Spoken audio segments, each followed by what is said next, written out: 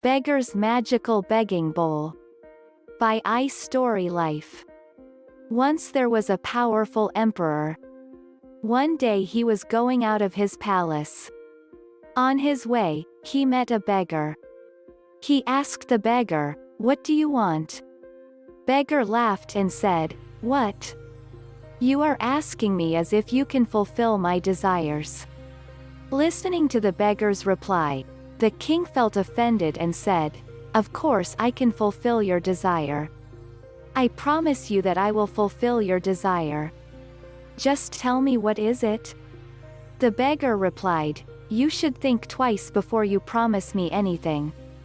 Even though the beggar advised, but the king didn't listen to him, and because of his ego, he promised the beggar to give him anything he wants. King didn't knew that the beggar was not an ordinary beggar. He was master from king's past life and had come to wake him up and get him out of this material world and its desire. Now it was beggar's turn. Beggar said, "My wish is very simple. Just fill this begging bowl with something." Pointed toward the begging bowl in his hand. Emperor said, "Of course." Emperor called his servant and told him to fill beggar's bowl with money. The servant got some money and poured it into the bowl, and as it was poured into the bowl, it disappeared. Servant poured more and kept pouring more and more money into the bowl, but all disappeared, and the begging bowl remained empty. Kings asked the servant to bring diamonds, pearls, and all his treasury was becoming empty. Still, the begging bowl seemed to be bottomless. Anything poured into it disappeared, and the bowl became empty as if things went out of existence. Finally, it was evening, and all people who gathered around were standing there in utter silence. King admitted his defeat and dropped at the feet of the beggar.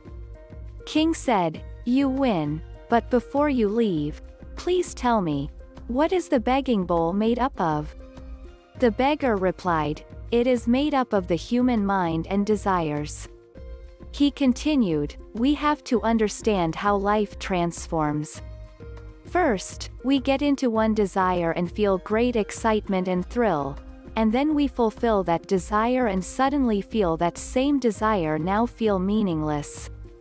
Now there is emptiness in your mind, and again, you have to create another desire, and that's how you move on from one desire to another. We become so drunk with desires that we forget our inner nothingness.